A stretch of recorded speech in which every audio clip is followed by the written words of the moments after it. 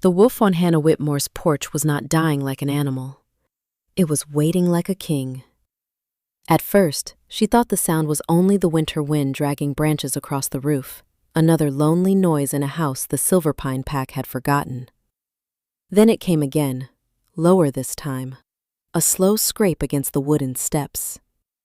Hannah stood frozen beside the stove, one hand wrapped around a chipped mug of tea, her pale fingers tightening until the clay nearly slipped.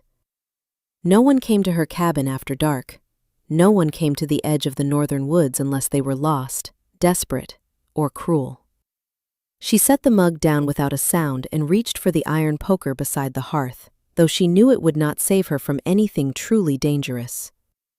Outside, snow moved in silver sheets across the porch. The moon hung over the pines, bright enough to turn every branch into bone. Hannah opened the door only an inch. Cold air rushed in, sharp with pine, frost, and something darker. Pain. Beneath the porch lantern, a massive black wolf lay on its side, its coat matted with melting snow, its breathing uneven but controlled. Not panicked, not wild, controlled. That was what made Hannah's heart stumble. Even wounded, even half buried in winter, the creature did not look helpless. It looked offended that death had dared to touch it. Its eyes opened, silver, not gray, not blue, silver, like moonlight caught in broken glass. Hannah should have slammed the door. Every story she had ever heard warned Omegas to stay away from unknown wolves, especially rogues near the border. Rogues carried danger. Rogues brought punishment. And Hannah Whitmore had survived 23 years by being quiet, useful, and unnoticed. The pack already called her Winter Mouse because she kept her head down and lived where the road ended. She had no mate, no rank worth mentioning, and no family name strong enough to protect her. If anyone found a strange wolf on her porch, they would not ask why it came. They would ask why she let it live. The wolf's body shuddered once. A thin, dark stain spread beneath its ribs, too much against the white porch boards. Hannah's fear pulled her backward. Her conscience pulled harder. She saw not a monster, not a rogue, not a threat wrapped in black fur. She saw a living thing alone in the cold, trying not to make a sound as it suffered. Slowly, she lowered the poker. "I don't know what you are," she whispered, her voice trembling into the storm. "But no one dies alone on my porch."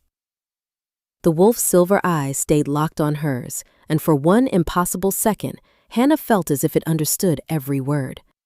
Then its head sank against the wood. Hannah stepped into the snow, wrapped both hands in her old quilt, and reached for the wounded wolf before fear could make her cruel. Dragging the wolf inside took nearly all the strength Hannah had. He was far heavier than any creature she had ever touched, all dense muscle beneath frost-soaked fur. And every inch she moved him across the porch boards made her arms shake. Still, she did not stop.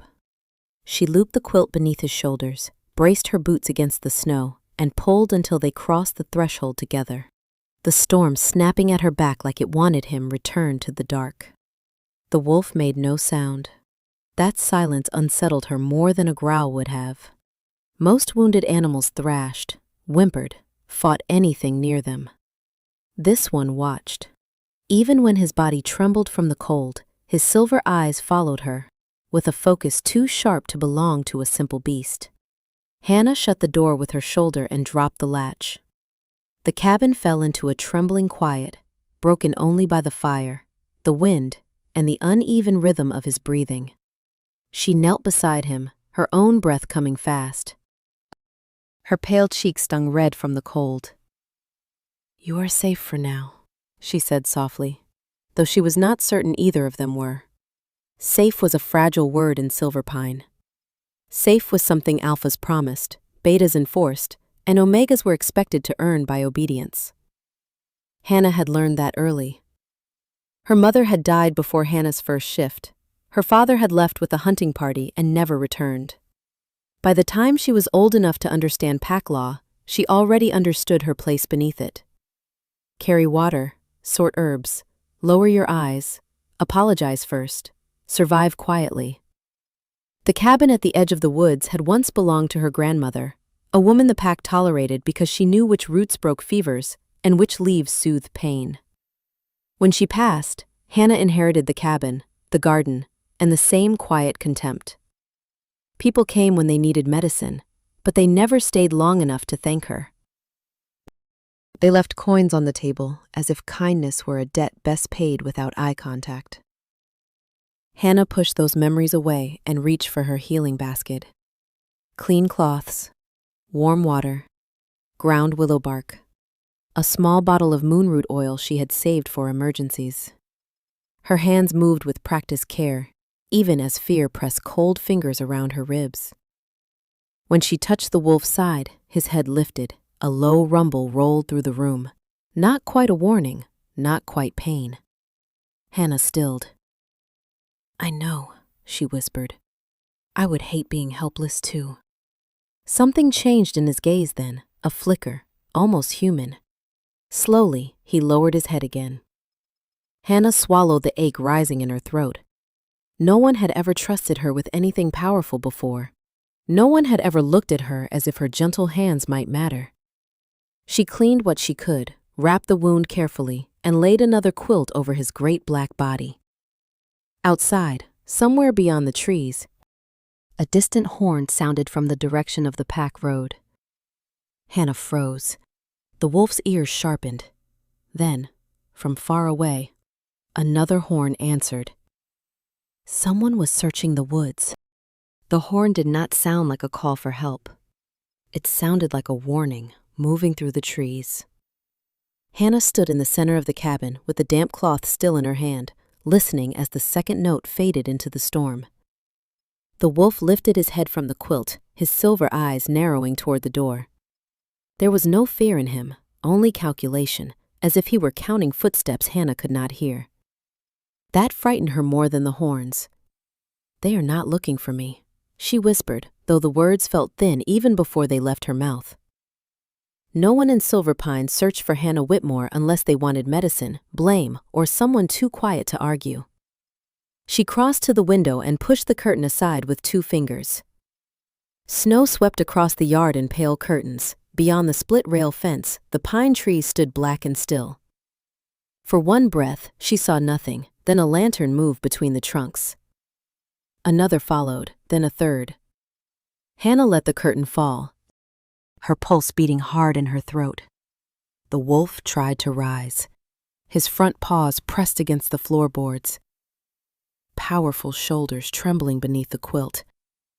But the moment he shifted his weight, pain dragged him back down.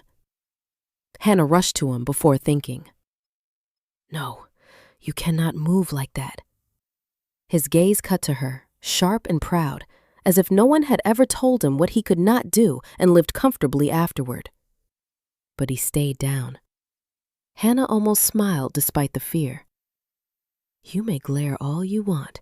It does not change the fact that you are in my house and under my care." The words surprised her. She had never spoken to anyone in Silverpine with that much steadiness. Maybe because he was not from Silverpine. Maybe because he was too wounded to laugh at her. Or maybe because, for the first time in years, someone needed her before they judged her. A heavy knock struck the front door. Hannah flinched. The wolf's ears flattened, and a low sound stirred in his chest.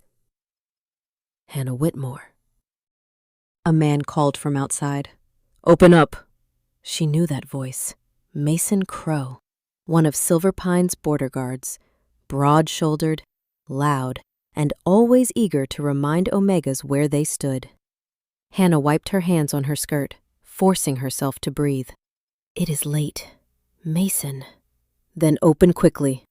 Another man laughed beside him. "Unless you are hiding something warm in there."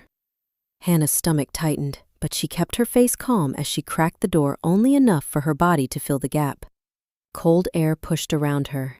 Mason stood on the step with 2 other guards behind him, their lanterns throwing restless gold over the snow.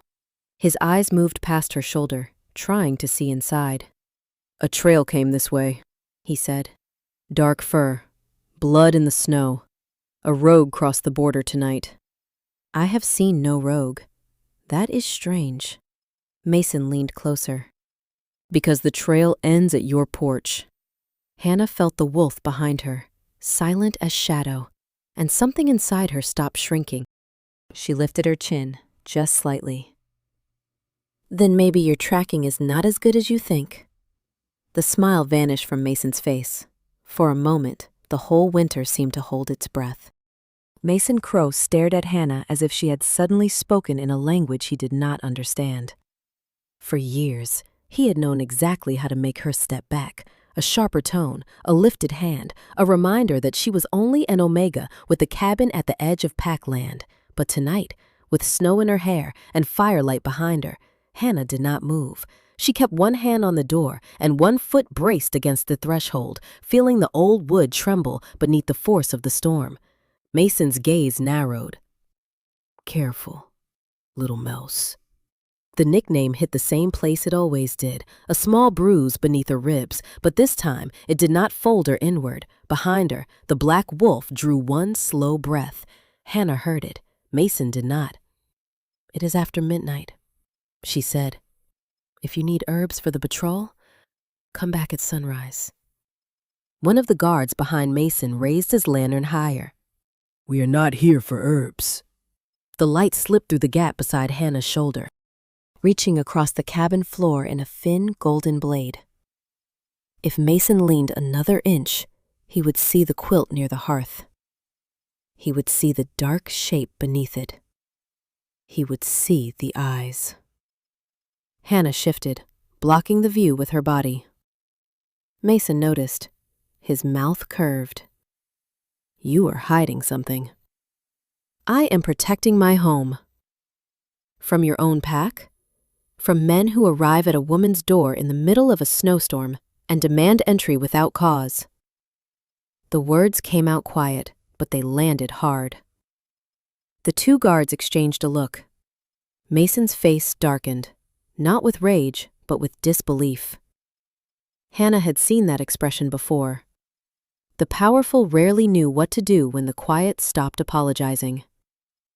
You forget yourself, he said. Hannah's fingers tightened on the edge of the door. She could feel fear moving through her, cold and bright, but beneath it something steadier had begun to wake. Not courage exactly, not yet. It was the simple, stubborn knowledge that if she opened the door, the creature by her fire would not be judged. It would be destroyed by rumor before anyone asked the truth. No, she said. I think I am remembering myself. The cabin went silent. Even the wind seemed to pause. Mason took one step forward, his boot landing on the porch with a heavy thud. At the same moment, the wolf inside lifted his head. A low vibration rolled through the floorboards, deep enough that Hannah felt it in her bones. Mason froze. What was that? Hannah did not look back. The stove. Stoves do not growl. Then perhaps you should not frighten them. For one wild second, she thought she saw surprise flash across Mason's face.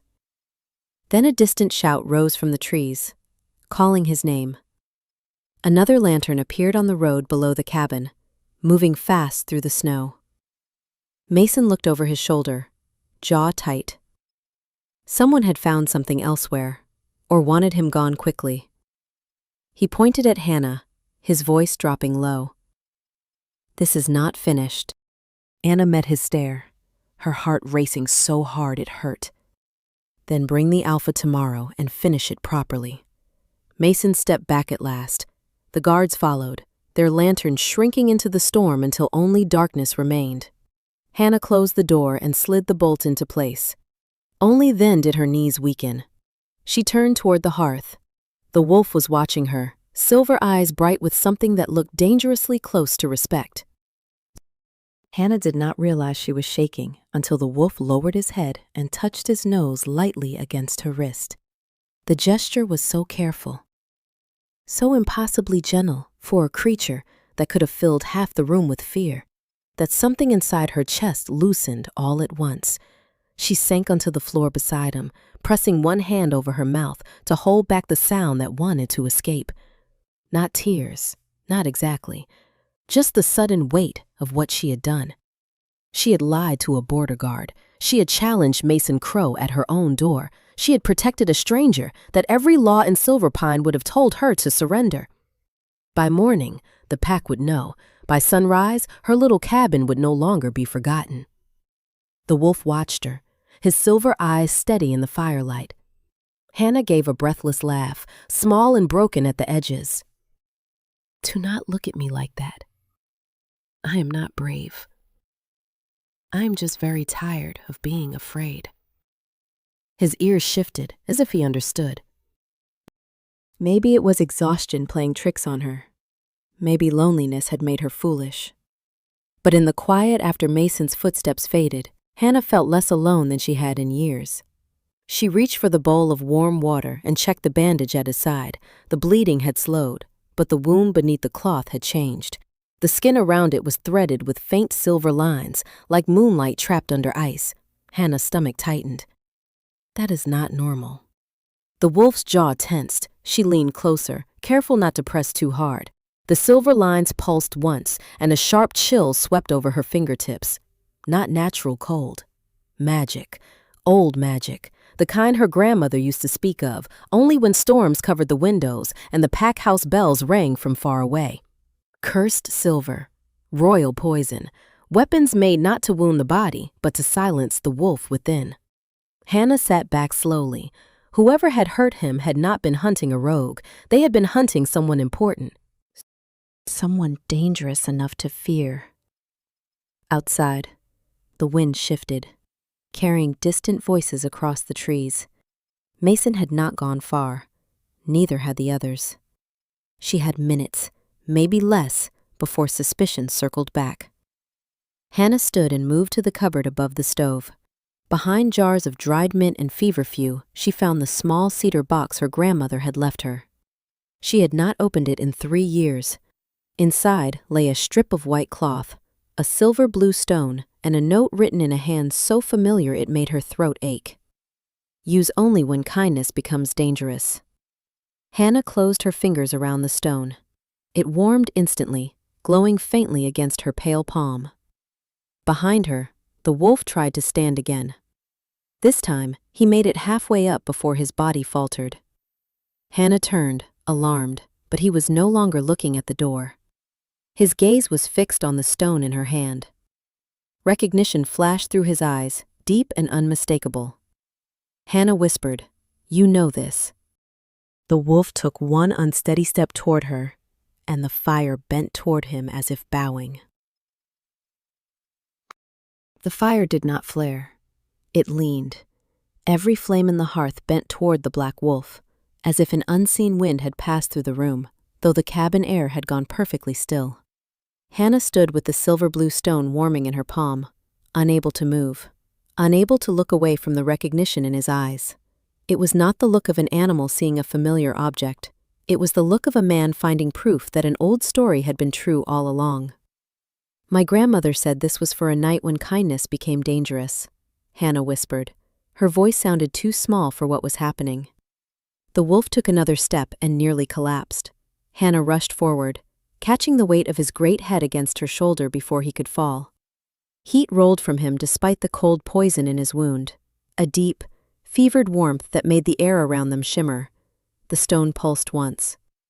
Hannah gasped as a thin line of silver light traveled from the stone into her fingers, then up her wrist like a thread, remembering where it belonged.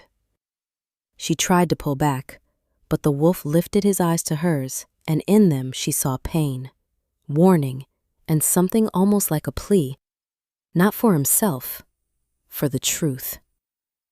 Hannah swallowed hard and pressed the stone gently against the bandage at his side. The reaction was immediate. Silver light spread beneath her hand, soft at first, then brighter, washing over the cursed lines that had been crawling toward his heart. The wolf stiffened, but he did not growl. He did not fight her. He simply endured, silent and proud, while the old magic answered something buried in Hannah's blood. Images flashed behind her eyes. A black crown beneath a winter moon, a marble hall filled with bowed heads, a man in a dark cloak standing alone at the top of a throne room, his silver eyes colder than the stars. Then a betrayal in the snow, voices she could not place, a royal seal broken, a command whispered by someone close enough to be trusted. Hannah jerked back with a sharp breath. The stone dimmed, but the wound beneath her hand had changed.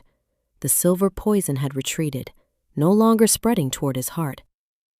The wolf lowered himself onto the quilt, exhausted, yet more alive than he had been minutes before. Hannah stared at her glowing fingertips. "What am I?" she breathed. Before the silence could answer, a sound came from outside. Not Mason this time. More footsteps, more lanterns, many of them. The pack had returned with numbers. The wolf heard it too. His gaze moved to the door, then back to Hannah.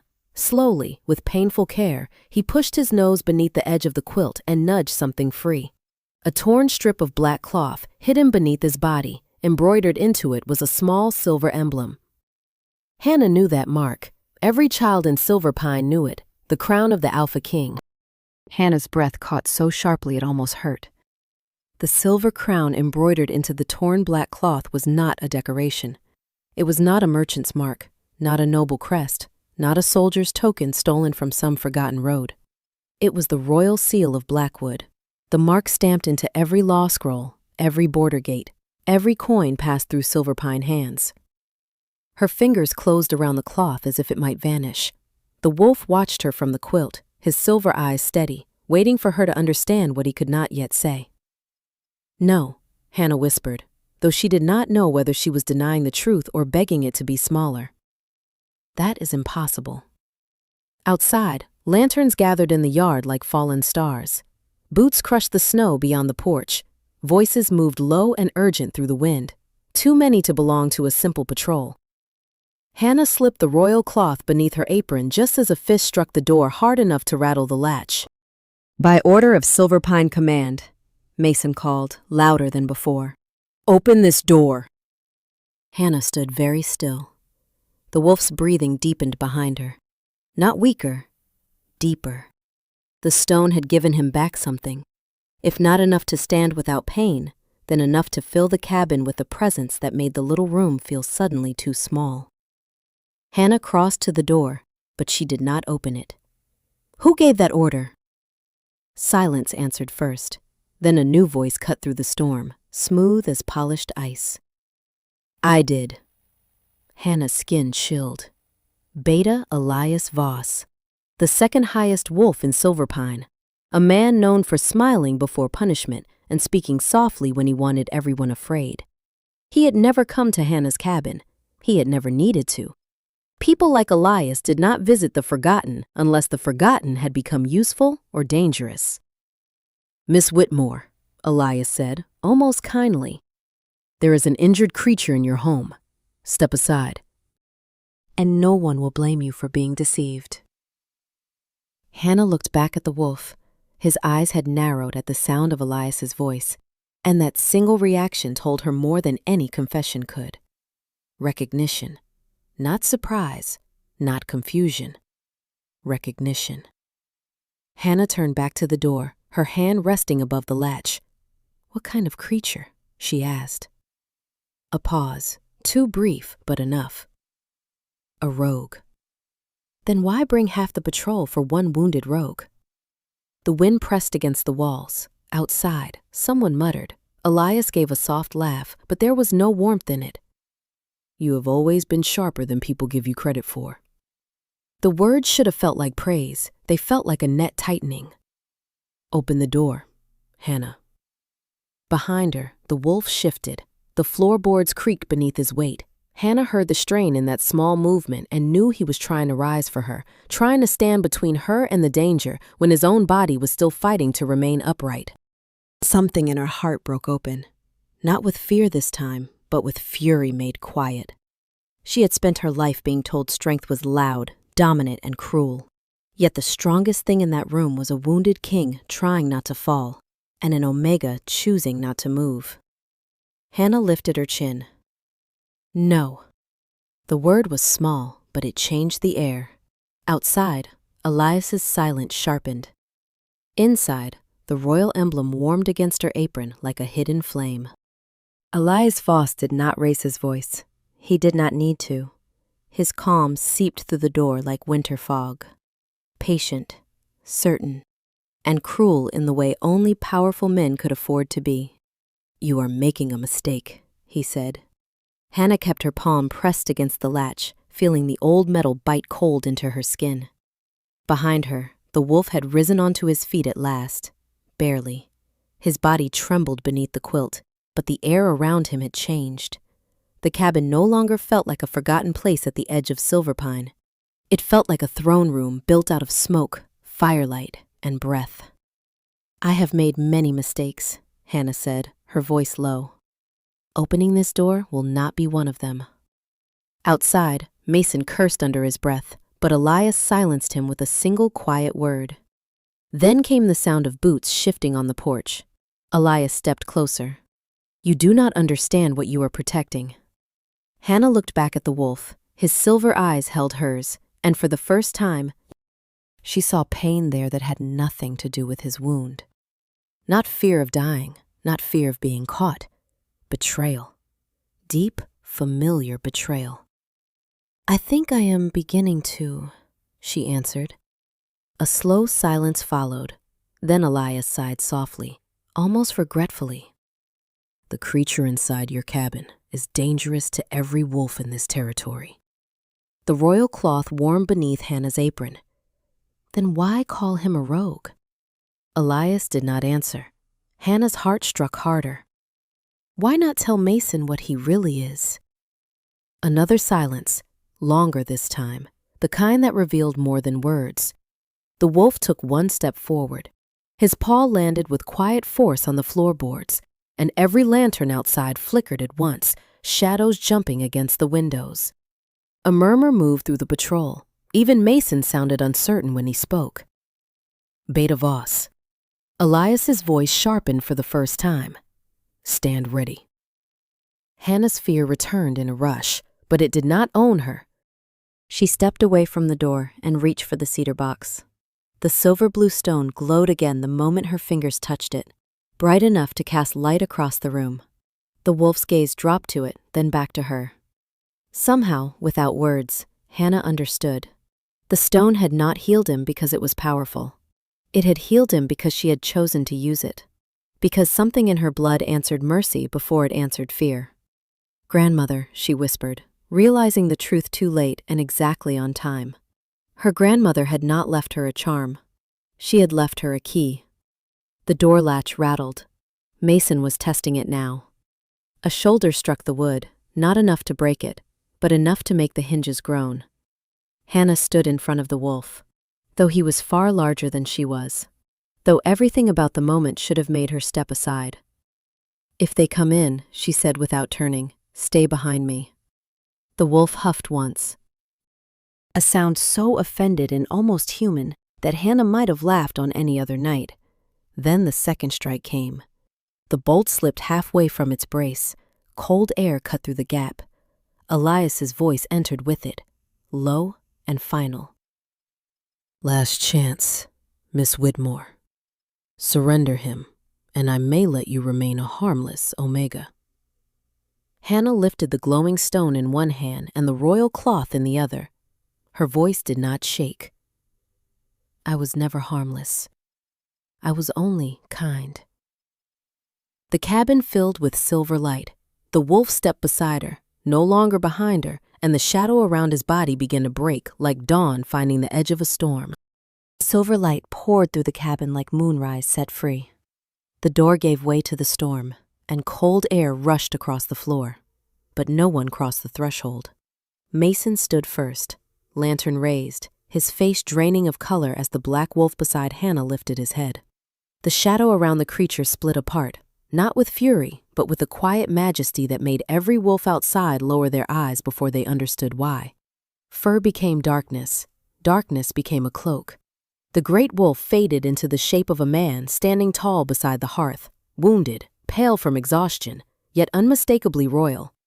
Caleb Blackwood, Alpha King of the Northern Territories, looked at the patrol with silver eyes colder than the snow. "Step no closer," he said. The command was not shouted. It did not need to be. Every lantern stilled. Every breath stopped. Mason dropped to one knee so quickly the porch boards creaked beneath him. Behind him, the others followed, one by one, until only Beta Elias Voss remained standing in the snow. Hannah could feel the truth spreading through the yard like fire through dry leaves. The rogue they had hunted was their missing king. The harmless Omega they had mocked was the only reason he still stood. Elias stared at Caleb, and for the first time, his calm began to crack. "Your Majesty," he said carefully, "we thought you were compromised." Caleb's gaze did not move from him. "You thought I was alone." Hannah heard the difference. Not anger, judgment. Elias lowered his head, but the gesture came too late to look loyal. Caleb lifted one hand, and the royal emblem in Hannah's grip glowed bright enough for every wolf to see. This woman opened her door when my own court closed theirs. She offered warmth when others offered suspicion. She stood between a wounded stranger and a pack that had forgotten the meaning of honor. His voice deepened, filling the small cabin and the snowy yard beyond it. "Anna Whitmore is under my protection." Hannah's heart trembled. She had been called many things in Silverpine: weak, quiet, useless, little mouse, never protected, never worthy. Caleb turned to her then, and the winter in his eyes softened into something almost gentle. "And if she chooses," he said, "she will come to Blackwood Hall as my honored healer, my witness, and the one voice I trust tonight." Hannah looked past him to the wolves kneeling in the snow, then to the cabin that had held all her loneliness for years. For the first time, leaving did not feel like running. It felt like rising. This story reminds us that kindness is not weakness. Sometimes the gentlest person in the room is the only one brave enough to do what is right when everyone else is afraid. Hannah did not save Caleb because he was a king. She saved him because he was hurting. In my view, that is the deepest kind of strength, the kind that does not need applause before it acts. If you were in Hannah's place, would you have opened the door or protected yourself first? Share your thoughts in the comments, because I would truly love to know what you believe courage looks like. And if stories about destiny, mercy, and hidden strength speak to your heart, subscribe and stay with us for the next tale.